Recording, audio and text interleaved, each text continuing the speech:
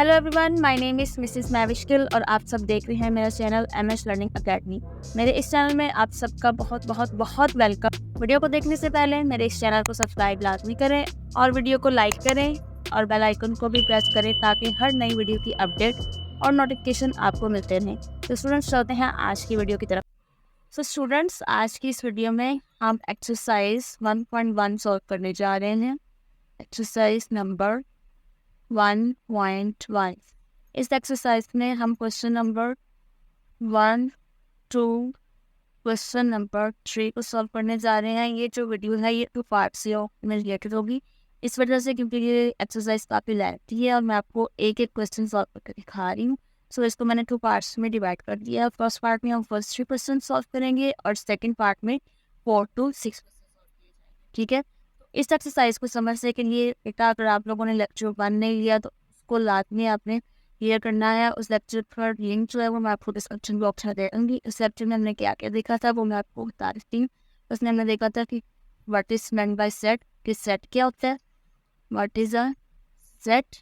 फिर हमने देखा था वेल डिफाइंड क्या होता है, वेल डिफाइंड क्या चीज़ होती है। उसके बाद हमने देखा था डिस्टिंक्ट क्या होता है और सेट की कुछ नोटेशन देखी थी, what is the notation of a set. तो अगर आपने आज की एक्सरसाइज सॉल्व करनी है तो आपको इन चारों चीज़ों का पता होना लाजमी है कि सेट क्या है, वेल डिफाइंड क्या है, डिस्टिंक्ट क्या है और इसकी नोटेशन क्या होती है।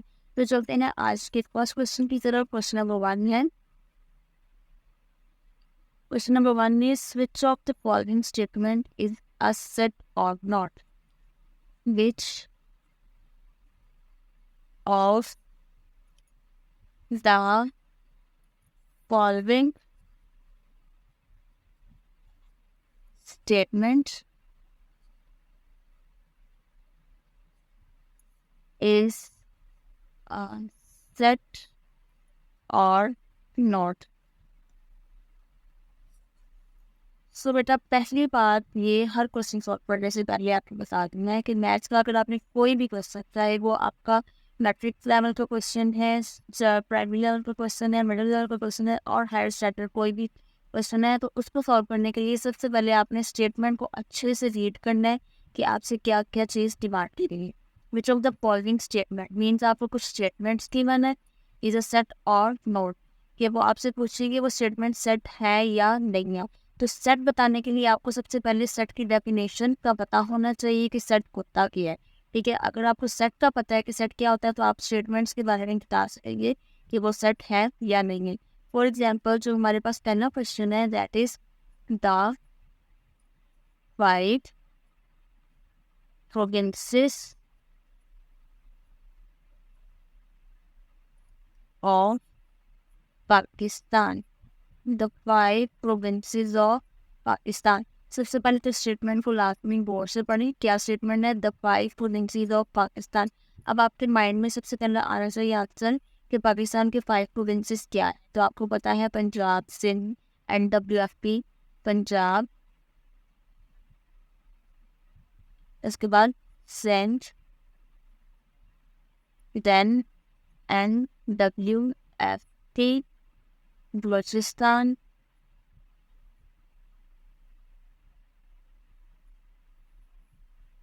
Khyber Pakhtunkhwa,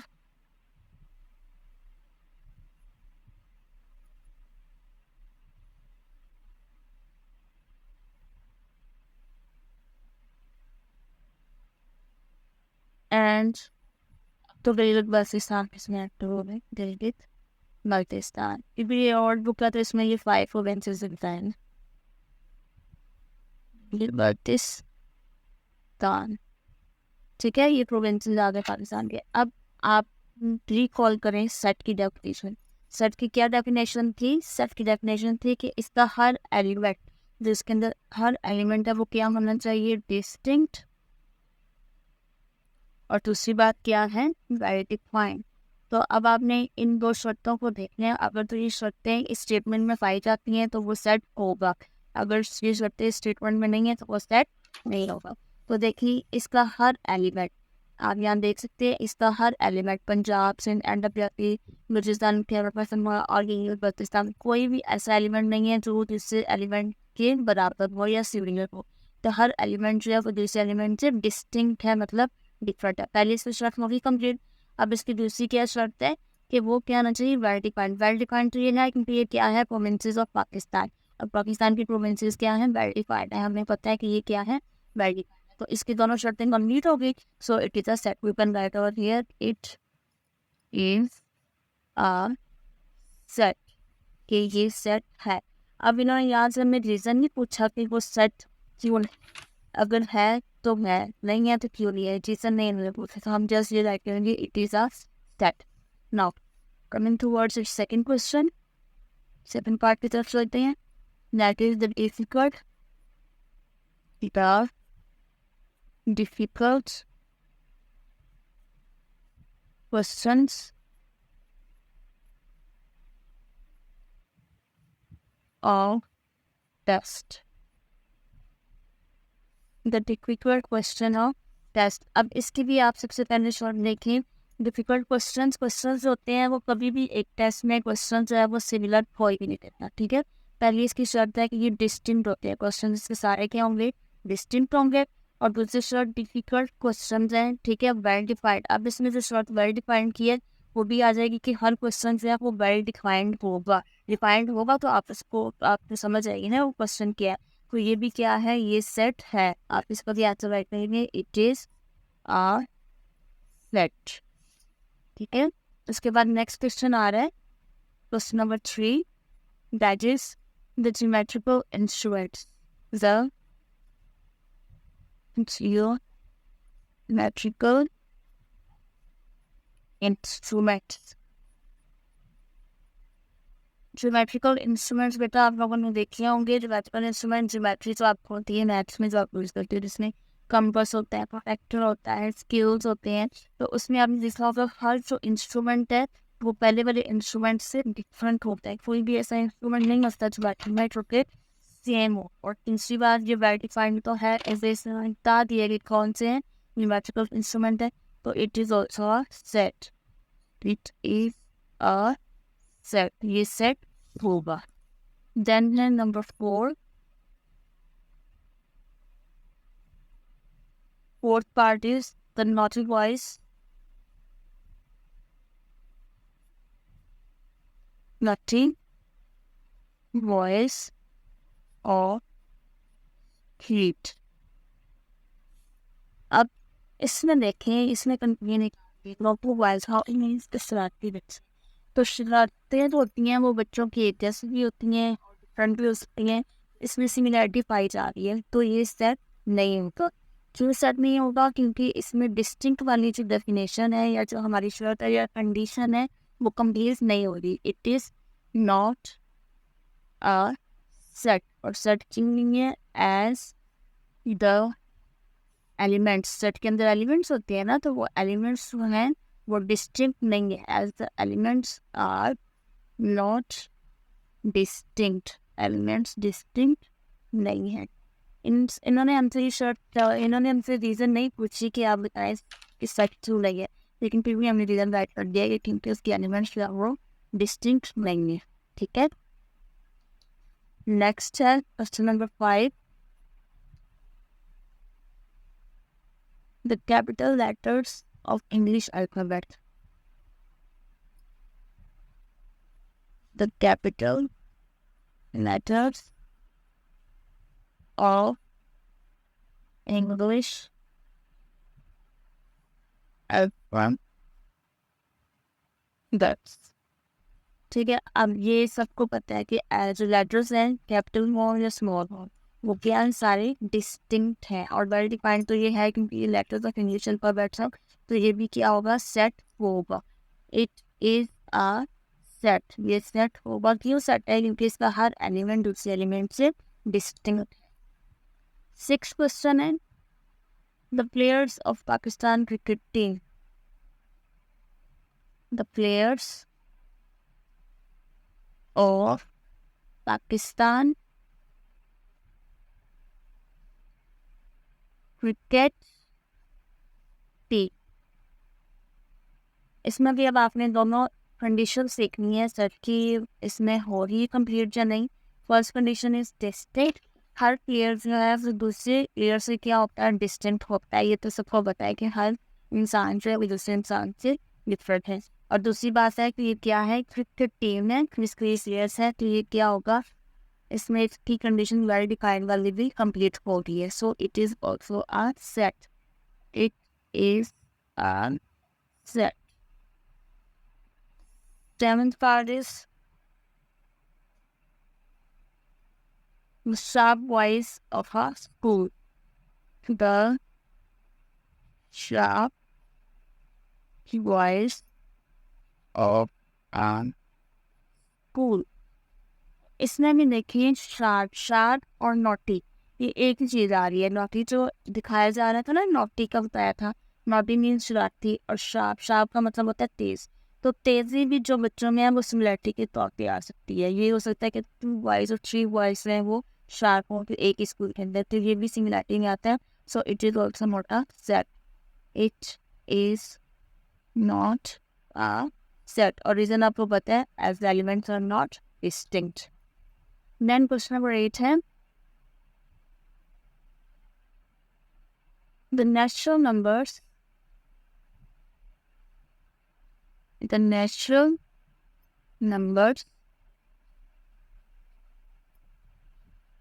less than 50।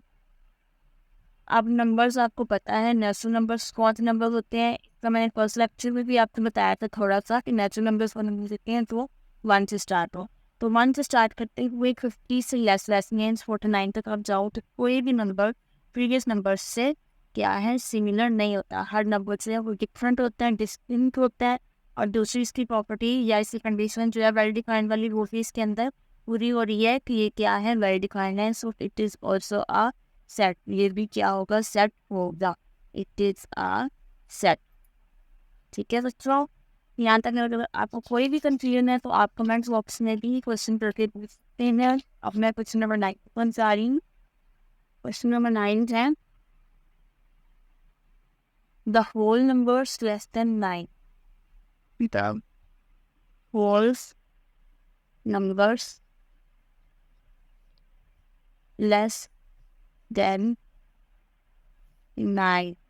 अब होल नंबर्स का शायद मैंने आपको फर्स्ट लेक्चर में नहीं बताया था। होल नंबर्स वो नंबर्स होते हैं जो 0 से स्टार्ट होते हैं। नेचुरल नंबर्स 1 से स्टार्ट होते हैं और होल नंबर्स 0 से स्टार्ट होते हैं, ये चलते जाते हैं। लेस देन 9 मतलब 0 to 8। तो 0 to 8 ऐसा कोई भी नंबर नहीं है जो सेम हो। तो इसकी भी प्रॉपर्टी या कंडीशन कंप्लीट हो रही है कि ये क्या है, सेट है। It is a set as all the elements are different, distinct. ठीक है, तो ये बच्चों हमारा था क्वेश्चन नंबर 1 फिर कंप्लीट हो गया कि हमने क्या देखा है।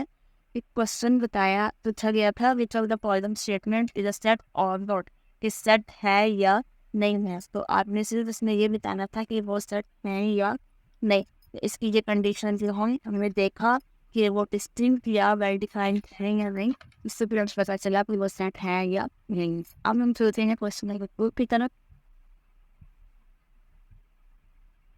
क्वेश्चन नंबर 2, ये भी बेटा आपको क्वेश्चन तब समझ आएगी अगर आपने फर्स्ट लेक्चर लिया, क्योंकि इसका भी फर्स्ट लेक्चर ही मैंने आपको पूरा समझाया था। क्वेश्चन इज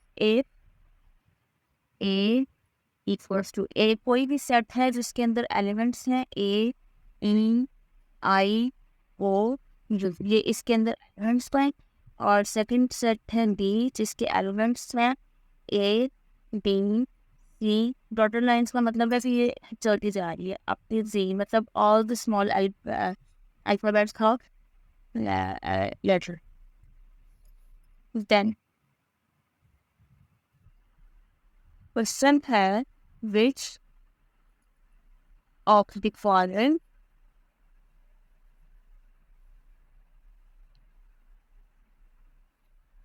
statements, क्वेश्चन को बेटा आपने वो बहुत गौर से देखना है और पढ़ना है और समझना है ताकि आपको समझ आए कि आपने क्या करना है। आर ट्रू और बस कुछ बच्चे ऐसा करते हैं ना, क्वेश्चन देखे बगैर बस देखे इसका आंसर ये है तो वो रट्टा मेमोराइज कर लेते हैं आंसर्स को। तो वो बहुत गलत बात, ऐसा नहीं करना, आपको कभी भी कुछ समझ नहीं आएगी। ठीक है, ए, और ये मैंने आपको कल भी बताया था इस सिंबल का क्या मतलब होता है, ठीक है। प्रीवियस लेक्चर में मैं आपको बता चुकी हूँ कि ये जो सिंबल है ये बिलोंग्स या एलिमेंट्स को जाहिर करता है, ठीक है। तो आपने ये बताना है ए, स्मॉल लेटर ए जो है वो बिलोंग करता है कैपिटल लेटर ए, तो मीन्स सेट ए को। तो आप पहले देखें कि सेट ए के अंदर कौन से एलिमेंट्स वाइज हो रहे हैं, चेक कर लेना, that is A I E O U. तो इसमें वो सेट ए के बारे में बता रहे हैं कि इसके अंदर सेट एलिमेंट ए है। तो क्या इसके अंदर एलिमेंट ये है इस सेट के अंदर? आप ध्यान से देखिए तो इसके अंदर ए एलिमेंट मौजूद है। तो वो यही बात कर रहे हैं कि ए बिलोंग्स टू ए और A is an element of set A, so this statement is true. आपने जस्ट राइट कर देना है कि ये स्टेटमेंट क्या है, क्योंकि ए जो है वो सेट ए के अंदर पाया जाता है। सेकंड स्टेटमेंट आ गई है B belongs to set A. अब आपने दोबारा से सेट ए को देखना है, यहाँ पे जो कैपिटल लेटर है ना आपने उसको चेक करना है। कैपिटल लेटर ए है मीन, तो आपने सेट ए को चेक करना है। अब ए के एलिमेंट्स चेक कर ले, ए के अंदर क्या आपको बी नजर आ रहा है कहीं पे? स्मॉल लेटर बी इस सेट के अंदर नहीं है ना, तो it's mean that this set question is false. ये स्टेटमेंट क्या है? फॉल्स है, क्योंकि इस सेट के अंदर बी नहीं है। थर्ड क्वेश्चन है डी, इस सिंबल का भी मतलब आपको पता है कि D is not an element of set A. A set यही है, इसे को ही आपने अभी चेक करना है। इसके अंदर चेक कर लें डी, इस सेट के अंदर डी है नहीं। और ये भी बात कर रहे हैं कि D is not an element of set ए, वो भी वही बात कर रहे हैं हम बात कर रहे हैं। सो दिस स्टेटमेंट इज ट्रू। ये स्टेटमेंट क्या हो जाएगी? ट्रू हो जाएगी, ठीक है बच्चों। इसके बाद क्वेश्चन नंबर 4 है C is not an element of set B। अब हमने सेट चेक करना है बी सेट के अंदर आप देख सकते हैं यहाँ पे सारे एलिमेंट्स पाए जाते हैं A B C up to so on Z, मतलब कि A B C D E F G H I J K L M N O P Q R S T U W X Y Z, सारे के सारे elements और सारे के सारे objects इसके अंदर पाए जाते हैं। तो सी, जो लेटर सी है, क्या वो इस बी सेट के अंदर है? बिल्कुल है, लेकिन ये हमारी इस बात को गलत कह रहे हैं। वो कह रहे हैं ये सेट के अंदर नहीं है, that means this statement is false. ये स्टेटमेंट क्या हो जाएगी? यहाँ पे फॉल्स हो जाएगी। Now question number 5 question is I belongs to set B. अब क्योंकि बी जो सेट है इसके अंदर सारे अल्फाबेट्स पाए जाते हैं और आई भी फिल कर बैठा है, तो ये भी क्या है? स्टेटमेंट ट्रू हो जाएगी, क्योंकि वो भी यही बात कर रहे हैं कि आई जो है वो इस सेट बी के अंदर है। This is true. Then 6th part is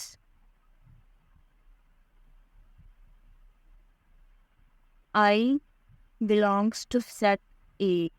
now again check set A को चेक करें, क्या इसके अंदर आई है? यस ऑफ कोर्स इस सेट के अंदर आई है, और ये भी बात कर रहे हैं कि I belongs to set A, that means this statement is also true कि आई जो है वो सेट ए के अंदर पाया जाता है। Now 7th part,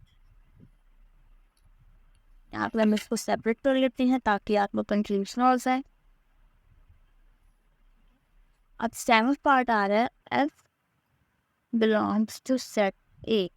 Now again we are looking for set A, तो हम चेक करेंगे set A को। set A के अंदर क्या F है? नहीं है। अब आप यहाँ देखिए वो कह रहे हैं कि set A के अंदर F मौजूद है, that means this statement is false। वो हमारी बात को गलत कह रहे हैं, तो हम इनको क्या कर देंगे? गलत कर देंगे। That is different, that is false। Now coming towards question number 8 part is B belongs to set A। So again we are going to check set A। हमने क्या करना है? set A को चेक करना है। A के अंदर क्या है? A E I O, these are the elements of set A। और यहाँ पे उन्होंने एलिमेंट बोला है V, तो क्या V set A के अंदर है? नहीं है, लेकिन वो तो कह रहे हैं। So this statement is again false। ये स्टेटमेंट भी क्या हो जाएगी? false हो जाएगी। नेक्स्ट है 9th पार्ट। 9th पार्ट में क्वेश्चन है X does not belongs to or does not is not an element of set A. अब अगेन आपको कौन सा सेट चेक करना है, सेट ए। क्या इस सेट के अंदर एक्स है? नहीं है। और ये भी बात कर रहे हैं कि जो एक्स है वो सेट ए के अंदर नहीं है, not an element of set A. और this statement will be true, क्योंकि वो हमारी बात से सहमत है, इसलिए हमने इनको क्या कह दिया, ट्रू कह रहे हैं। ये स्टेटमेंट जो ट्रू है। 10th part, V belongs to set B. Now, अब हमें कौन सा सेट चेक करना है, V। सेट बी के अंदर क्या जी है एलिमेंट? यस, सेट बी के अंदर जी एलिमेंट है। सो से स्टेटमेंट भी क्या आ जाएगी, ट्रू हो जाएगी, क्योंकि वो भी यही बात कर रहे हैं। अगर वो हमारी बात से सहमत होंगे तो वो ट्रू है, अगर वो हमारी बात से सहमत नहीं है तो वो ठीक है। 11th part, M does not belong to set B। अब आपने अगेन चेक करना है सेट बी, क्योंकि सेट बी के अंदर सारे एलिमेंट्स पाए जाते हैं ए टू जी। अब यहाँ पे एम जो है वो भी सेट बी के अंदर पाया जाता है। डॉटेड फॉर्म का से आपने कंफ्यूज नहीं होना। डॉटेड लाइन का मतलब होता है कि ए से लेकर जी तक सारे एलिमेंट्स, तो इसके अंदर सारे अल्फाबेट्स आ जाएंगे। लेकिन ये तो कह रहे हैं कि बी या सेट के अंदर नहीं है, so they are considering it false, तो हम इनको फॉल्स कह देंगे कि फॉल्स है, ये सेट बी के अंदर एम पाया जाता है। So this statement is false. Now, 12th part is A belongs to B. Most easy question कि सेट B के अंदर A एलिमेंट है, G है, और वो भी यही बात कर रहे हैं कि इसके अंदर एलिमेंट है। So this statement is true. यहाँ तक हमारा क्वेश्चन नंबर 2 कंप्लीट हो गया है। अगर आपको इस क्वेश्चन में या क्वेश्चन नंबर 1 में कोई भी कंफ्यूजन है तो आप कमेंट बॉक्स में खास करके नाउ। अब हम चलते हैं क्वेश्चन नंबर 3 की तरफ, क्योंकि आज के इस फर्स्ट पार्ट में हमने क्वेश्चन नंबर 1, 2 और 3 सॉल्व कर रहा था। सेकंड पार्ट भी आपने लाजमी चेक करना है, और पहले से वीडियो पे स्किप ना करिएगा वरना आपको समझ नहीं आएगी।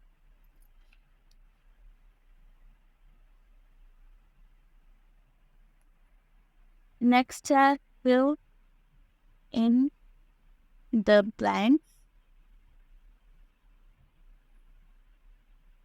by using। अब ये क्वेश्चन सॉल्व करके आपको पता तो लग रहा होगा कि अगर आपने कल वाला लेक्चर नहीं लिया ना तो आपको तो समझ नहीं आ रही होगी, और अगर आपने कल वाला लेक्चर लिया है तो आपको बहुत अच्छे से समझ आ रही होगी कि मैंने क्या किया। either of the symbols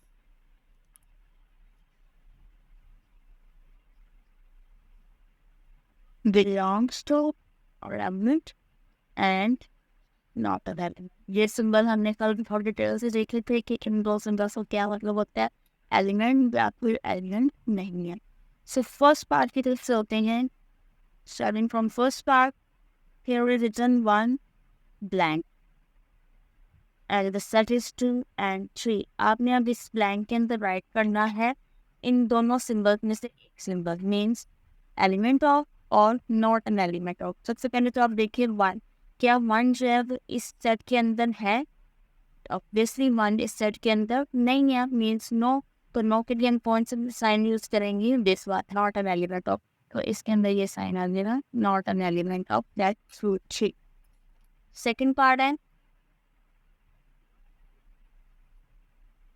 D dash A B C. अब आपने देखना है कि इन दो सिंबल्स में से इसके अंदर कौन सा सिंबल आएगा। तो अब आप देखिए कि इस सेट के अंदर क्या ये एलिमेंट है? यस, ऑफ कोर्स बी जो है वो इस सेट ए बी सी के अंदर है। तो आप इसमें क्या राइट करेंगे, इज एन एलिमेंट ऑफ। अब यहाँ लाइन नहीं लगेगी, आप क्या राइट करोगे, is an element of that A D C. Third part, I dash the set of vowels। अब अगर आपको वॉवल्स का पता है तभी आप ये क्वेश्चन सॉल्व कर सकते हैं। वॉवल्स क्या होते हैं, द सेट वॉवल्स कंटेन, यहाँ मैं लिख देती हूँ A E I O U, these are called vowels. ठीक है, इनको कहा जाता है वॉवल्स। तो अब आप देखिए इस सेट के अंदर क्या ये एलिमेंट आई है? Yes, of course, this is belongs to this set of vowel. So this is an element of set A E I O U. इस सेट का ये एलिमेंट आई है, तो हम यहाँ पे ये वाला सिंबल राइट करें. Fourth part, snake, blank, the set of pets.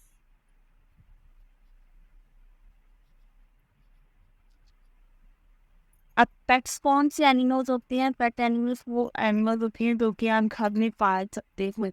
वो क्या आप स्नेक घर में पाल सकते हैं? हाँ, स्टील का सांप बन गया तो वो और बात होती है, लेकिन आप स्नेक घर में नहीं पाल सकते, ठीक है, क्योंकि स्नेक जो वो पालतू जानवर नहीं है, पेट्स रखते हैं वो पालतू जानवर होते हैं. तो क्या पेट्स के अंदर स्नेक आएगा? नहीं आएगा ना. तो आप यहाँ पे नो वाला सिंबल यूज करोगे, that is not an element. ठीक है, ये थोड़ी सी यहाँ से लाइन टेढ़ी हो गई है बच्चों.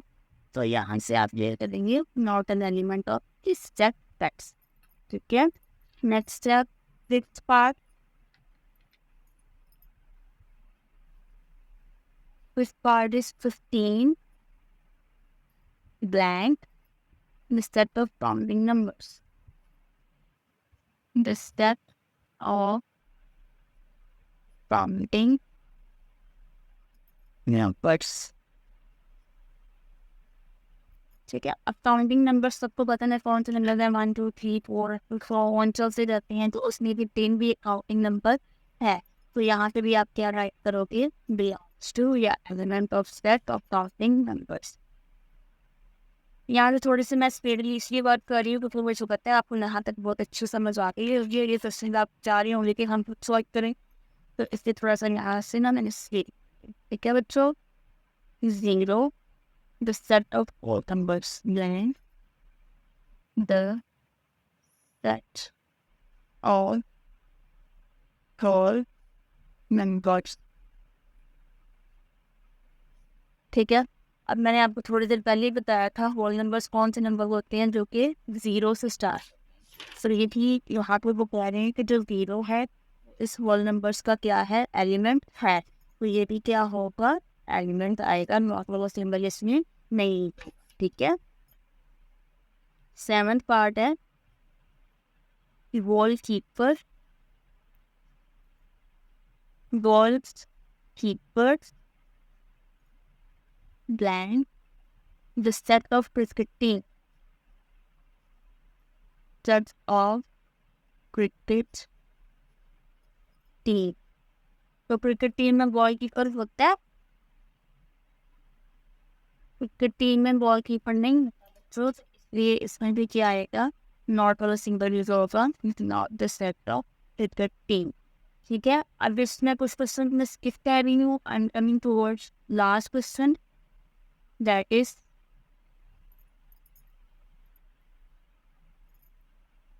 चलिए बेटा लास्ट क्वेश्चन नहीं, मैं आपको सारे करवाऊंगी.